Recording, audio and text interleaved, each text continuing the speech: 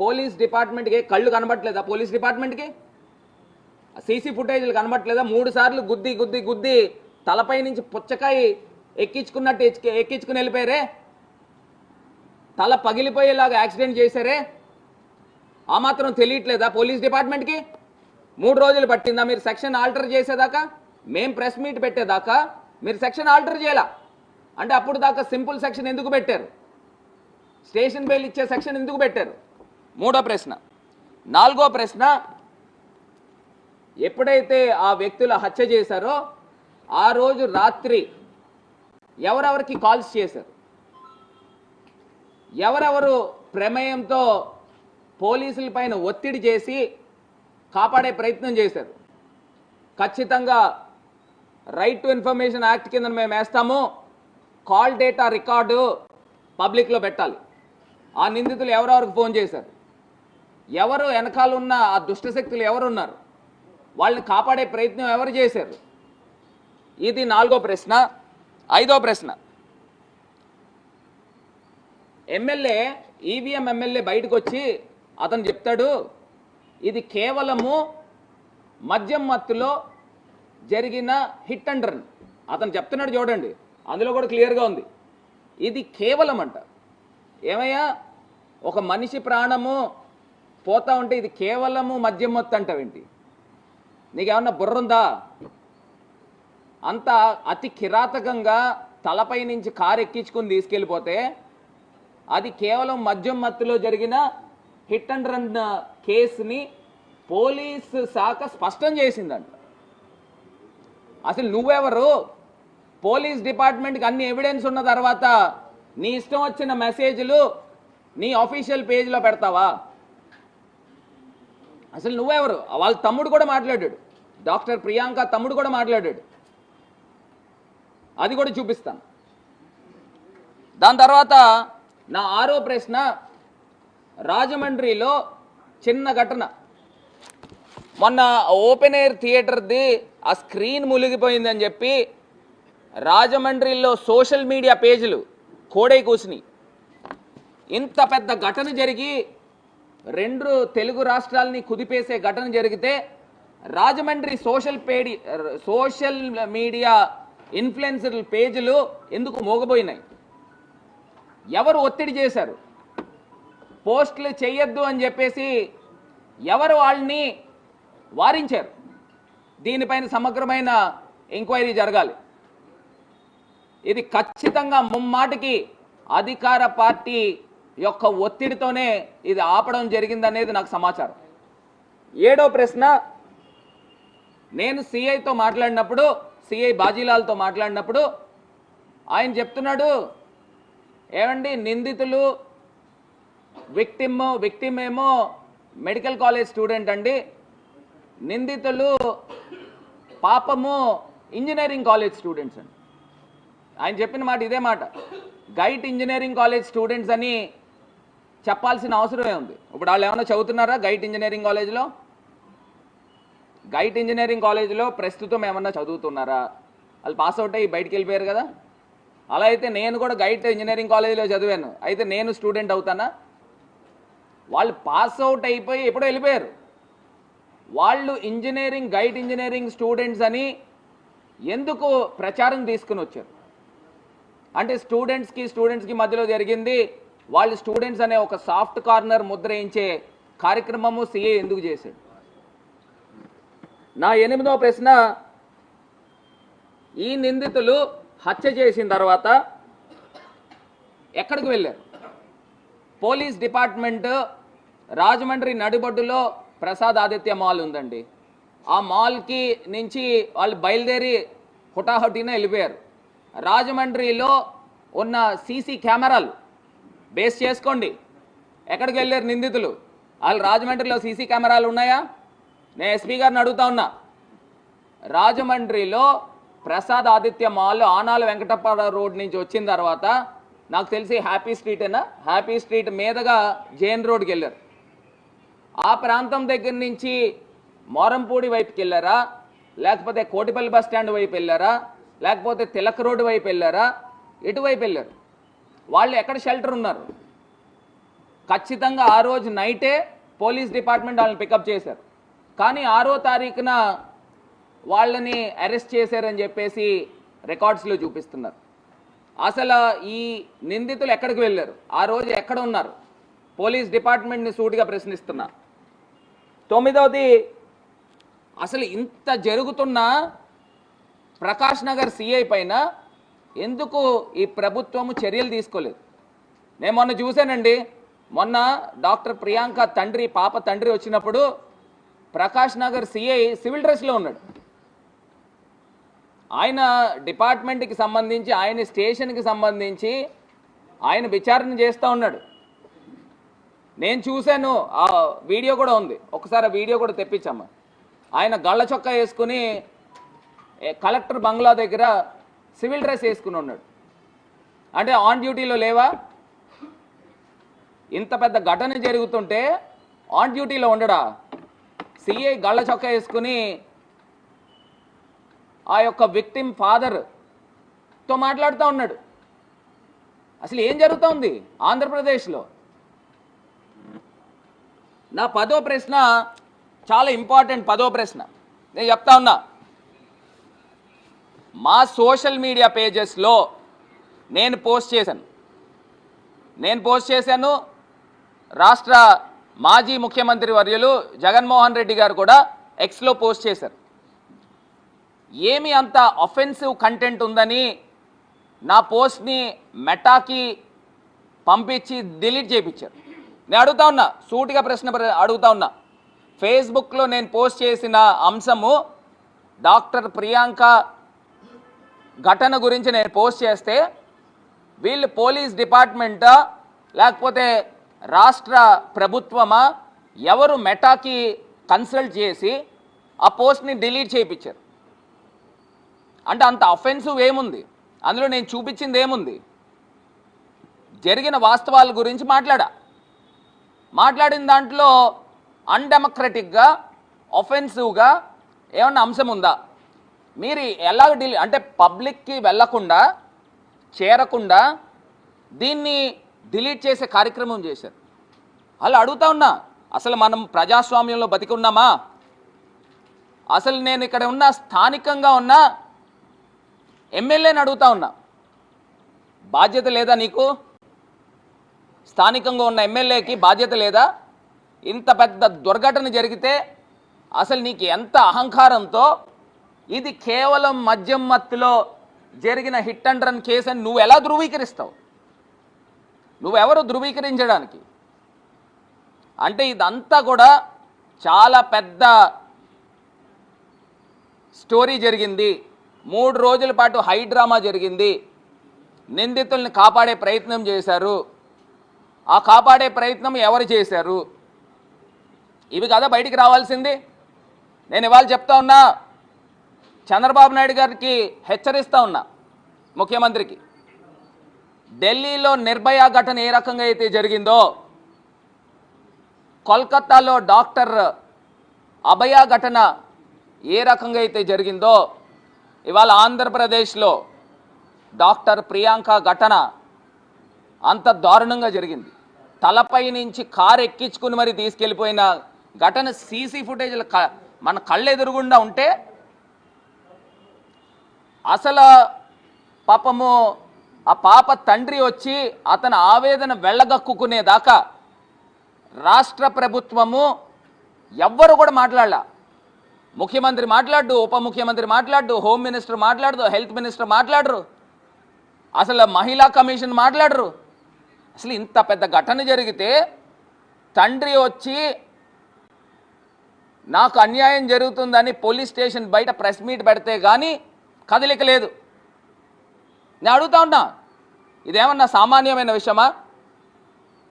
ఏమండి చంద్రబాబు నాయుడు గారు, ఈ విషయంలో నిజాలు మీరు బయట పెట్టకపోతే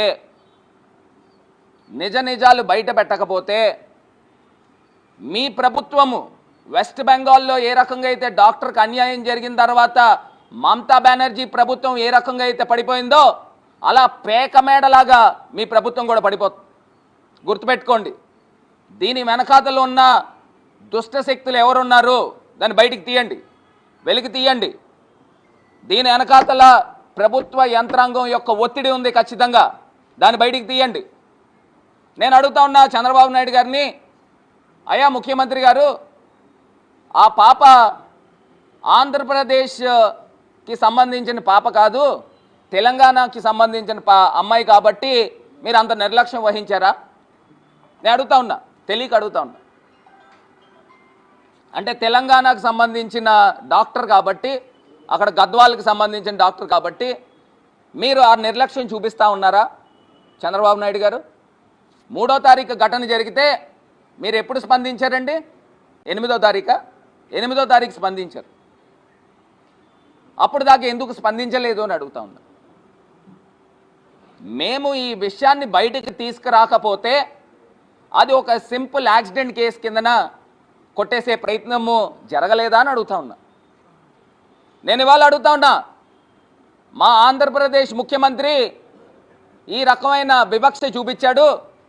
అయ్యా తెలంగాణ ముఖ్యమంత్రి గారు రేవంత్ రెడ్డి గారు, మీరైనా మీ తెలంగాణ బిడ్డకి అన్యాయం జరిగింది, మీరు పట్టించుకోండి. మీరు తీసుకుని వచ్చి కేసు వేయండి. ఇక్కడ ఆంధ్రప్రదేశ్లో రాజమండ్రిలో జరిగిన ఘటనకి మీ తెలంగాణ బిడ్డకి అన్యాయం జరిగింది, మీరు కేసు వేయండి. నేను ఇంకొకటి అక్కడ ఉన్న ప్రతిపక్షాన్ని కూడా అడుగుతా ఉన్నా, బీఆర్ఎస్ ప్రతిపక్షాన్ని కూడా అడుగుతా ఉన్నా, కేటీఆర్ గారు మీరు ప్రతిపక్షంలో ఉన్నారు, మీ తెలంగాణ బిడ్డకు అన్యాయం జరిగింది. ఈ అన్ని అంశాలపైన సమగ్రమైన విచారణ చేయాలి. అసలు మీరు 20 లక్షలు కాంపన్సేషన్ ఇచ్చి చేతులు దులుపుకోవడం ఏంటండి చంద్రబాబు గారు? అసలు 20 లక్షలు కాంపన్సేషన్ ఇచ్చి చేతులు దులుపుకుంటే సరిపోతుందా? ఒక డాక్టర్కి యాక్సిడెంట్లో చనిపోలా, మర్డర్ కాబడింది. ఆ డాక్టరు తలపై నుంచి కారు ఎక్కించుకొని తీసుకెళ్ళిపోయారు. 3 సార్లు గుద్ది వెంటనే స్పీడ్గా తలపై నుంచి ఎక్కించుకుని వెళ్ళిపోతే అది హిట్ అండ్ రన్ కేసు ఎట్లా అవుతుందండి? అసలు ఎమ్మెల్యే అంటాడు ఇది కేవలం అంట. మీ ఇంట్లో మీ తాలూకా వాళ్ళు ప్రాణాలు పోలేదు కదా, అందు గురించి మీరు కేవలం అంటారా? నేను అడుగుతున్నా. అదే మన ఇంట్లో ఇలాంటి ఘటన జరిగితే ఇదే రకంగా మీరు పోస్ట్ పెడతారా? మనం అంతు చూడమా ఆ నిందితుల్ని? నేను అడుగుతా ఉన్నా. ఇవాళ నేను ఒక్కసారి ఈ పోస్టులు కూడా ఒక్కసారి చూపిస్తాను చూడండి. ఇదిగోండి, ఇది ఎమ్మెల్యే ఆదిరెడ్డి శ్రీనివాస్ పెట్టిన పోస్ట్. ఇందులో ఇది కేవలము గమనికట, మళ్ళీ ఇది కేవలం మద్యం మత్తులో జరిగిన హిట్ అండ్ రన్ కేసుని పోలీస్ శాఖ స్పష్టం చేసింది. అంటే 338 కేసు కిందన పోలీస్ శాఖ స్పష్టం చేసిందని నువ్వు చెప్తా ఉన్నావు. ఇది కాకుండా వాళ్ళ తమ్ముడు, ఇది బ్యాక్గ్రౌండ్, ఇది కాకుండా వాళ్ళ తమ్ముడు మాట్లాడిన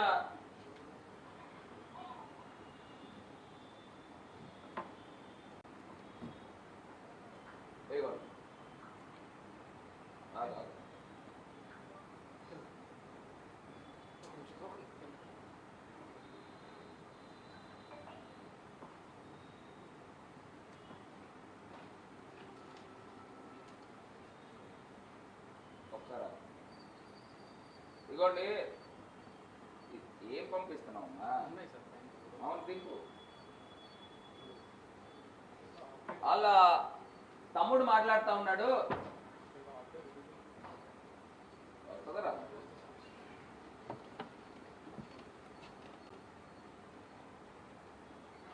సరే నేను ఫోన్లో చూపిస్తాను.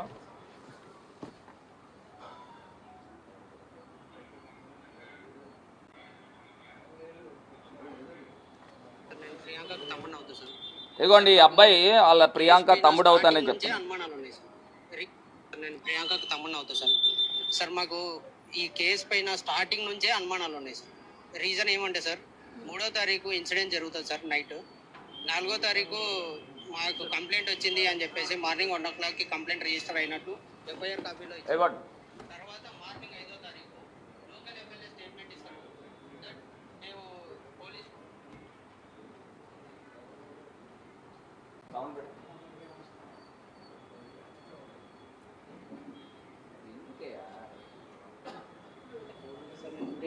తమ్ముని అవుతా సార్. సార్ మాకు ఈ కేసు పైన స్టార్టింగ్ నుంచే అనుమానాలు ఉన్నాయి సార్. రీజన్ ఏమంటే సార్ 3వ తారీఖు ఇన్సిడెంట్ జరుగుతుంది సార్ నైట్. 4వ తారీఖు మాకు కంప్లైంట్ వచ్చింది అని చెప్పేసి మార్నింగ్ 1 o'clockకి కంప్లైంట్ రిజిస్టర్ అయినట్టు ఎఫ్ఐఆర్ కాపీలో ఇచ్చారు. తర్వాత మార్నింగ్ 5వ తారీఖు లోకల్ ఎమ్మెల్యే స్టేట్మెంట్ ఇస్తాడు దట్ మేము పోలీసులు కన్ఫైన్ చేసిండ్రు దట్ ఇది హిట్ అండ్ రన్ కేసు మాత్రమే, ఇందులో ఎటువంటి వాంటెడ్ లేదు, ఇంటెన్షన్ ఏం లేదు అని చెప్పేసి. సార్ ఘటన జరిగిన 24 గంటలు కాకముందుకి ఎమ్మెల్యే గారు ఎట్లా స్టేట్మెంట్ ఇస్తారు sir? Point number 1. Point number 2, రాజమహేంద్రవరంలో అసలు ఇటువంటి ఘటనలే జరగవు, అంత ప్రశాంతంగా ఉంది అని చెప్పేసి మాట్లాడితే సార్ మీరు ఒక్కసారి సీసీటీవీ ఫుటేజ్ మీరు పరిశీలి. ఈ అబ్బాయి ఏం చెప్తున్నాడండి? చెప్తాను, ఇంకా ఉన్నాయి సందర్భం. ఈ అబ్బాయి ఏం చెప్తున్నాడండి?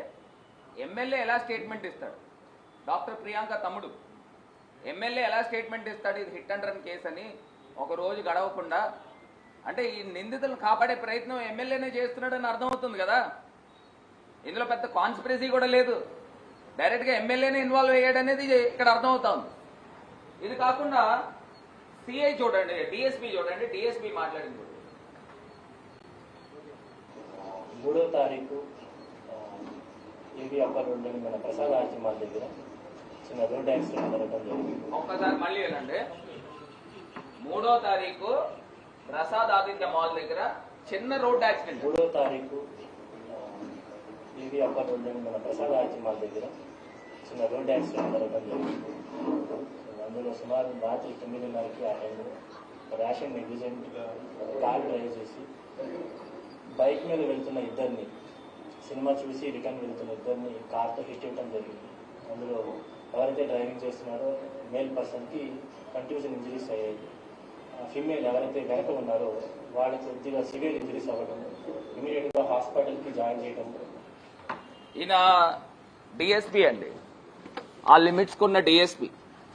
ఒక చిన్న యాక్సిడెంట్ జరిగింది ప్రసాద్ ఆదిత్య మాల్ దగ్గర అని వీళ్ళే నెరేటివ్ డ్రైవ్ చేశారు. ఇది ఈయన ప్రెస్ మీట్ పెట్టింది 6వ తారీఖు అనుకుంటా. 6వ తారీఖు 3 రోజులు అయిన తర్వాత కూడా ఏమంటే డిఎస్పీ గారు మీకు కనబడట్లేదండి? ఆ కేసు యొక్క సివియారిటీ ఏంటనేది మీకు కనబడట్లేదండి డిఎస్పీ గారు? చిన్న యాక్సిడెంట్ అంట. వీళ్ళు ఆల్రెడీ ఎమ్మెల్యే దగ్గర నుంచి, డిఎస్పీ దగ్గర నుంచి, సిఐ దగ్గర నుంచి ఆఖరికి ముఖ్యమంత్రి దాకా వీళ్ళందరూ కూడా నెరేటివ్ డ్రైవ్ చేశారు ఇది ఒక చిన్న యాక్సిడెంట్ అనేది. ఇది ఒక మిస్లీనియస్ కేసు కిందన కొట్టిపాడేసే కార్యక్రమం.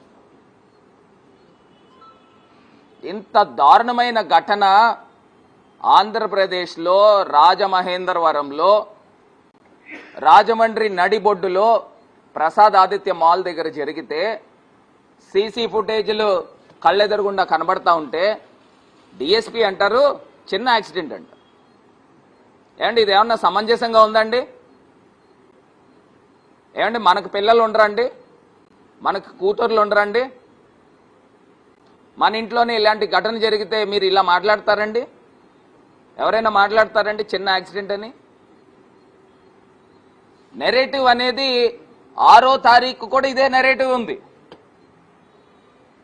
చంద్రబాబు నాయుడు గారిని హెచ్చరిస్తా ఉన్నాం, అబద్ధాల పునాదులతో మీ ప్రభుత్వం ఏర్పడింది, పేక మేడలా కూలిపోతుంది, గుర్తుపెట్టుకోండి. ఇవాళ ఇంత అన్యాయాలు జరుగుతూ ఉంటే ఈయన డిఎస్పీ అంటాడు చిన్న యాక్సిడెంట్ అంటాడు, ఎమ్మెల్యే అంటాడు ఇది హిట్ అండ్ రన్, కేవలం హిట్ అండ్ రన్ మద్యం మత్తులో అంటాడు. అసలు ఎక్కడికి వెళ్ళిపోతా ఉన్నాం మనం? సమాజంలో ఉన్నామా? సిఏ అంటాడు పాపం ఆయన వాళ్ళు గైడ్ కాలేజ్ స్టూడెంట్స్ అంటాడు. అసలు 3 రోజులు కాన్స్పిరసీ ఏం జరిగింది? బేరం తగలేదా 3 రోజులును? 3 రోజులు ఎక్కడ పెట్టారు? ఈ నిందితులు ఎక్కడున్నారు? ఇది కదా తేలాల్సింది. దీనిపైన ఖచ్చితంగా సిబిఐ ఎంక్వైరీ చేస్తే నిజ నిజాలు ఏంటనేది బయటకు వస్తాయి. దీని వెనకాతలు ఎవరున్నారు అనేది బయటకు వస్తే మీ ప్రభుత్వ పెద్దలే కనుక దీని వెనకాల ఉంటే ఆంధ్రప్రదేశ్ కూటమి ప్రభుత్వం పేకమేడలా కూలిపోద్ది. గుర్తుపెట్టుకోండి చంద్రబాబు గారు, మీరు ఇప్పుడైనా స్పందించి నిజ నిజాలు ఏంటనేది ఎంక్వైరీ కాల్ఫర్ చేయండి. ఇదేమి సామాన్యమైన ఇష్యూ కాదు. దీన్నేమి మేము అంత ఈజీగా మేమే వదిలే రకం కాదు. ఖచ్చితంగా హైకోర్టుని ఆశ్రయిస్తాము, హైకోర్టులో కేసే ఇస్తాము. అవసరమైతే మా నాయకుడిని సంప్రదించి మేమంతా కూడా ఖచ్చితంగా అవసరమైతే దీన్ని నెక్స్ట్ లెవెల్కి తీసుకెళ్తాం. డీజీపీ గారి దగ్గరికి వెళ్తాం. ఈ జరిగిన అంశాలు గవర్నర్ దగ్గరికి వెళ్తాం. ఏంటంటే ఇది ఏమన్నా సామాన్యమైన అంశమా? ఇష్టం వచ్చినట్టు ఎవడు పడితే ఆడు నోటుకొచ్చిన మాటలు మాట్లాడుతున్నారు. హెచ్చరిస్తా ఉన్నాము. ఇప్పటికైనా మీరు సిఐని ఇమీడియట్ గా సస్పెండ్ చేయండి. అసలు సిఐని కూడా అక్యూజ్డ్ కింద పెట్టండి. అసలు సిఐకి ఎవరు ఒత్తిడి తీసుకొచ్చారు, ఎవరు మాట్లాడారు, అతన్ని కూడా ఎంక్వైరీ చేయండి, అతన్ని కూడా ఇంట్రాగేట్ చేయండి.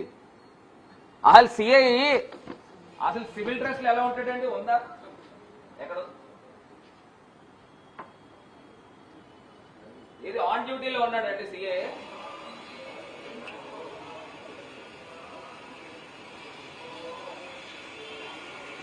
ఇవ్వండి సిఐ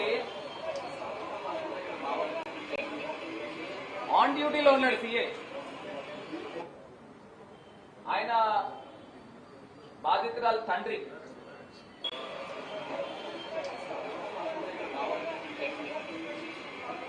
ఆయన చెప్తున్నాడు మామూలే అని చెప్పేసి క్లియర్ గా చెప్తా ఉన్నాడు. అసలు నిజంగా ఎంత అన్యాయం చూడండి. అసలు ఇంకొక అంశం కూడా ఎమ్మెల్యే కూడా మాట్లాడిన మాటలు కూడా ఉన్నాయి. ఇప్పటికైనా రాష్ట్ర ప్రభుత్వం మేల్కొని దీనిపైన హై లెవెల్ కమిటీ వేయండి. మహిళా కమిషన్ ఇమీడియట్ గా రండి బయటికి. హై లెవెల్ కమిటీ వేసి ఇమీడియట్ గా సిఐని సస్పెండ్ చేసి ఎంక్వైరీ చేయండి. అసలు 3 రోజుల పాటు హై డ్రామా ఏం జరిగింది, అసలు నెరేటివ్ ని, ఇంత సింపుల్ నెరేటివ్ ని ఎలా డ్రైవ్ చేశారు, దీనిపైన సమగ్రమైన విచారణ జరపాల్సిందిగా వైఎస్ఆర్ కాంగ్రెస్ పార్టీ తరఫున డిమాండ్ చేస్తా ఉన్నాం.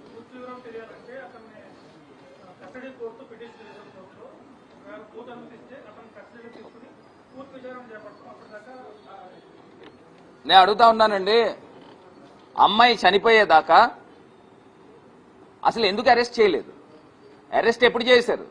ఇప్పటిదాకా మీరు కస్టడీ పిటిషన్ ఎందుకు వేయలేదు? ఇప్పుడు 7వ తారీఖున రిమాండ్కి చూపించారు.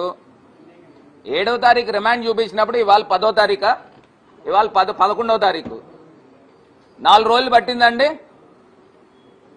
మీరు పోలీస్ కస్టడీ పిటిషన్ పెట్టి ఇమీడియట్ గా అసలు ఇంట్రాగేట్ చేసి ఈ యొక్క కేసుని, ఇదేమన్నా పెద్ద రాకెట్ సైన్సా? కళ్ళెదురుగుండా సీసీ ఫుటేజ్ విజువల్స్ కనబడుతున్నాయి.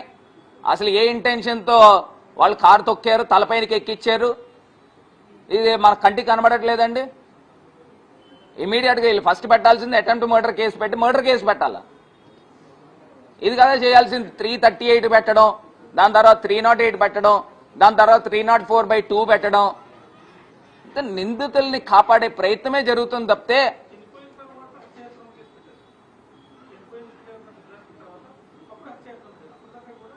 అదే నేను కూడా డే 1 నుంచి మేము మొత్తుకునేది అదే, పోరాటం చేసేది కూడా అదే.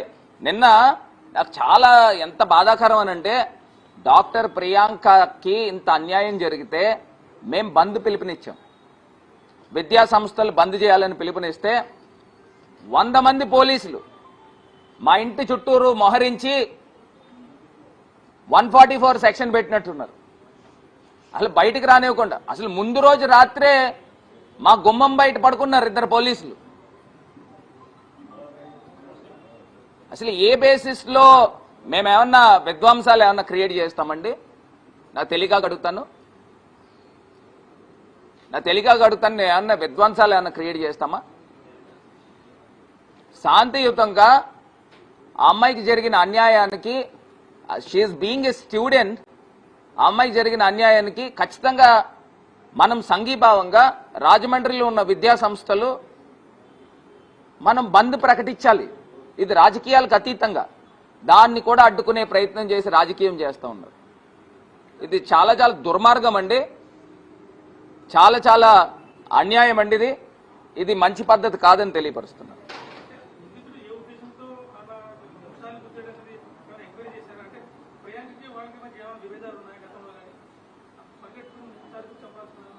అదేనండి, ఇది పోలీస్ డిపార్ట్మెంట్ సిఐని పక్కన పెడితే, సిఐని సస్పెండ్ చేసి పక్కన పెట్టి స్పెషల్ టీంను వేస్తే అన్ని యాంగిల్స్లోనూ దీనిపైన ఎంక్వైరీ చేస్తే నిజ నిజాలు బయటకు వస్తాయి. ముందర ఫస్ట్ తేలాల్సింది ఏంటంటే వాళ్ళ నిందితులను కాపాడేది ఎవరు, బ్యాక్ ఎండ్ ఉన్న అదృశ్య దుష్టశక్తి ఎవరు, అది కదా తేలాల్సింది. లేకపోతే 3 రోజులు పట్టడం ఏంటండి? సీసీ కెమెరాలు ఆ రోజు రాత్రి అది. ఇప్పుడు ఇంకోటి ఏం చెప్తున్నాడంటే, ఎమ్మెల్యే ఏం చెప్తున్నాడంటే, నాకు ఇంకోటి చాలా ఆశ్చర్యం వేసింది. ఏదో గుమ్మడికాయ దొంగ ఎవరంటే భుజాలు తడువుకున్నట్టు నేను వాళ్ళ ఫాదర్తో మాట్లాడాను, కావాలంటే టైం చూడండి, ఫోటో చూడండి అని చెప్తున్నాడు. ఇంకోటి ఏం చెప్తున్నాడు అంటే, ఎఫ్ఐఆర్ అంట ఆ రోజు రాత్రి 9:30కి జరిగింది, 10ంటికి పోలీసులు వెళ్ళారు, 11ంటికి కంప్లైంట్ వచ్చింది, 4ంటికి 12ంటికల్లా ఎఫ్ఐఆర్ ఇచ్చేశారు అని సొల్లు కవర్లు చెప్తున్నాడు. ఇప్పుడు మీరు ఎఫ్ఐఆర్ ఎప్పుడు రాస్తారు? 3 రోజుల తర్వాత రాస్తారు, లేదా 2 రోజుల తర్వాత రాస్తారు. మీరు టైం ఎక్కించుకోవడమే కదా. మీరు ఆన్లైన్లో ఎప్పుడు పెడతారు? 2 రోజుల తర్వాత 3 రోజుల తర్వాత రిఫ్లెక్ట్ అవుతుంది. మీరు ఎప్పుడు అనుకుంటే అప్పుడు ఆన్లైన్లో వస్తుంది. ఆ రోజు నైట్ 3వ తారీఖు నైట్ కానీ 4వ తారీఖు కానీ 5వ తారీఖు కానీ ఎఫ్ఐఆర్ కాపీ ఆన్లైన్లో లేదు. నేను చూశాను, మా అడ్వకేట్స్ చూశారు. 6వ తారీఖున కానీ ఆన్లైన్లోకి రాలా. మీరేదో టైమింగ్ పెద్ద ఏదో సచ్చిలుడిలాగా అన్ని కౌరులు చెప్తున్నారు. ఆ రోజు 10ంటికి అయింది, 11ంటికి వెళ్ళారు, 12ంటికి కేసు నమోదైంది, 1 గంటకి ఎఫ్ఐఆర్ కాపీ వచ్చింది అని చెప్తున్నాడు. 4వ తారీఖు ఏమన్నా ఆన్లైన్లో ఉందా? 5వ తారీఖు ఉందా? 6వ తారీఖు కానీ 6వ తారీఖు కూడా సాయంత్రంగా ఎప్పుడు రిఫ్లెక్ట్ అయినట్టుంది. అంటే ఈ రకంగా ప్రజల్ని అందరినీ కూడా నమ్మబలికే కార్యక్రమం చేస్తున్నారు. అసలు నేను అడిగితేనే నాకు ఇవ్వలేదే 5వ తారీఖున. ఏమండి, ఇది మట్టికి ముమ్మాటికి కూడా ఇది అతి కిరాతకమైన హత్యగా పరిగణించాలి. దీనికన్నా దారుణము ఈ ప్రభుత్వ యంత్రాంగము వీళ్ళని కాపాడే ప్రయత్నం చేస్తున్నారు. నేను ఇంకొకటి కూడా ఫైనల్గా ఒక మాట చెప్తానండి. దీనికి అంతటికీ కూడా మూలము నిందితులది ఎంతైతే తప్పు ఉందో దానికి 2 తప్పు ఈ ప్రభుత్వం ఉంది. ఎందుకుందో కూడా చెప్తాను. మీరు మద్యం షాపులు ఆంధ్రప్రదేశ్ వ్యాప్తంగా ఏర్లై పారుతా ఉన్నాయి. బెల్ట్ షాపులు, ఓపెన్ బెల్ట్ షాపులు, ప్రతి వీధికో బెల్ట్ షాపు, పర్మిట్ రూమ్లు, అఫీషియల్ పర్మిట్ రూమ్లు. ఎవడైనా బ్రాందీ షాప్ పక్కన రూమ్ పెట్టి 100 మంది 200 మందితో తాగిచ్చి వాళ్ళు ఏం చేస్తారండి? తాగి బళ్ళు కార్లు నడుపుకొని యాక్సిడెంట్లు చేయకపోతే ఏం చేస్తారు? మళ్ళీ పోలీస్ డిపార్ట్మెంట్ అంటే traffic department special team drunk and drive టెస్టులు చేస్తారట. ఓ పక్కనేమో ప్రభుత్వమే తాగిస్తా ఉంది, ఓ పక్కన ప్రభుత్వమే పర్మిట్ రూములు పెట్టి తాగిస్తా ఉంది, మళ్ళీ వీళ్ళు టెస్టులు చేయడం ఏంటి? అసలు ఎవరైనా పిచ్చోళ్ళ? ఈ ప్రభుత్వం ఫస్ట్ మీరు మద్యపానాన్ని నియంత్రించండి. ఒకవేళ నిజంగానే కనుక బార్లు ఉంటే మీరు ఏవైతే ఓలా కానీ లేకపోతే ఆ బైక్లు ఏంటన్నా దాన్ని ఏమంటారు, ర్యాపిడోలు కానీ ఇవన్నీ మద్యం షాపుల దగ్గర ప్రభుత్వం పెట్టించండి. ర్యాపిడో సెంటర్లు ఇమీడియట్గా మద్యం షాపుల వాళ్ళకి చెప్పండి, ఇగో ఇక్కడ ర్యాపిడో ఉంది, ఇంకో మీరు మద్యం తాగేసి బళ్ళు నడపకండి, ర్యాపిడో బుక్ చేసుకోండి అని చెప్పి మద్యం షాపుల దగ్గర చెప్పండి. కొంతలో కొంతైనా మెరుగవుతుంది. ఎందుకంటే ప్రభుత్వము ఆదాయం పడిపోద్ది కదా తాగిచ్చపోతే. కనీసం దీనికైనా పెట్టండి. వీళ్ళేమో బీచ్ల్లో బీచ్ ఫెస్టివల్ అంట మద్యం ఓపెన్గా విశాఖపట్నం బీచ్ల్లో అమ్ముతారట. డోర్ డెలివరీలు అవి కూడా పెడతారు. మొత్తం A to Z. ఇంకా ఒకటి కూడా వదిలే ప్రసక్తి లేదు.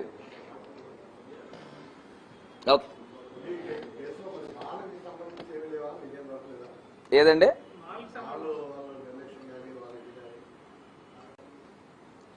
ఏమండి, 100కి 100% ఇది పోలీస్ డిపార్ట్మెంట్, మాల్ నిందితులు ఈ అందరిది కూడా కలెక్టివ్ రెస్పాన్సిబిలిటీ అండి. దీనికి అంతటికన్నా ప్రమాదం ఏంటంటే పోలీస్ డిపార్ట్మెంట్ ప్రమాదం కనబడుతుంది. పోలీస్ చిన్న యాక్సిడెంట్ అండి, డిఎస్పీ 6వ తారీఖు అసలు సివిల్ డ్రెస్ లో అతను ఎలా ఉంటాడని అడుగుతున్నా. సిఐ